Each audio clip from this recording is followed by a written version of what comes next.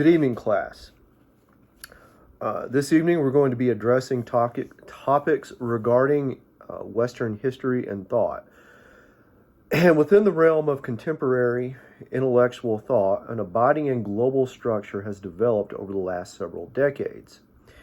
With the explosion of cultural awareness that has grown out of the World Wide Web and other multimedia resources, the vast richness of information available has presented knowledge of a plethora of cultural and historical references regarding arts, science, and philosophy.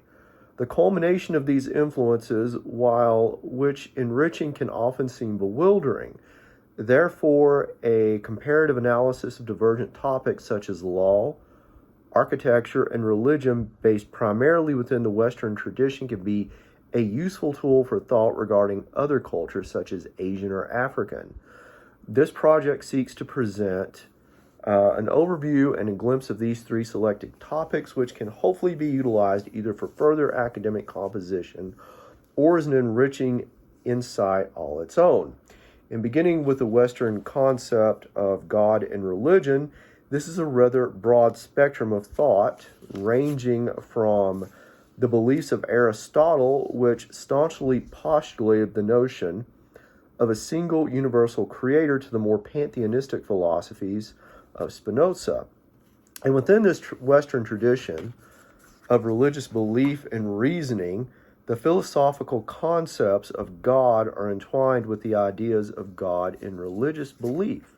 So even though those figures notorious for criticizing the existence of God, such as Hume and Nietzsche, utilize Christian concepts within they still utilize Christian concepts within their ideology. And suffice it to say that the three sources primarily utilized within the Western religious tradition are experience, reasoning, and revelation. Experience, of course, is often linked to external sensations such as a divine perspective of nature.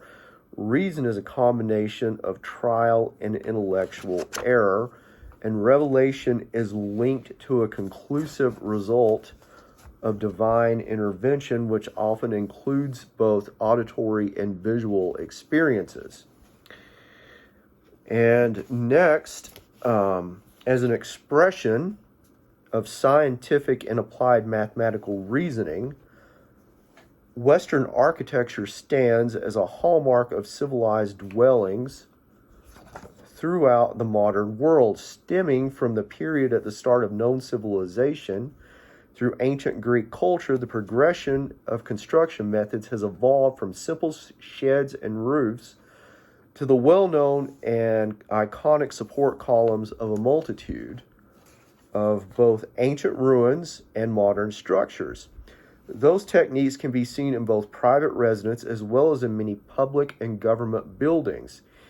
Even within those architectural movements, seen primarily as born of the 20th century, such as the Art Deco movement, popularized not only in the U.S. but in other countries within the world, the classical elements of iconic Doric and Corinthian columns can be plainly seen.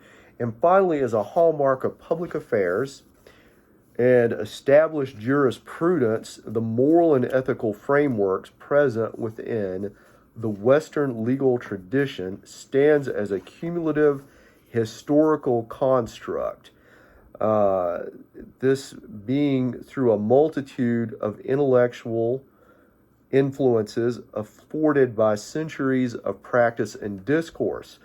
Of course, Augustus, otherwise known as Emperor Justinian of Constantinople, incorporated many of these reasoning tools of legal tradition, and these included the Code, the Digest, and the Institutes.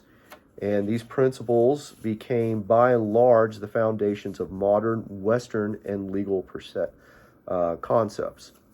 So I hope that y'all have learned something encouraging for this evening regarding Western legal tradition and architecture and art. Thank you.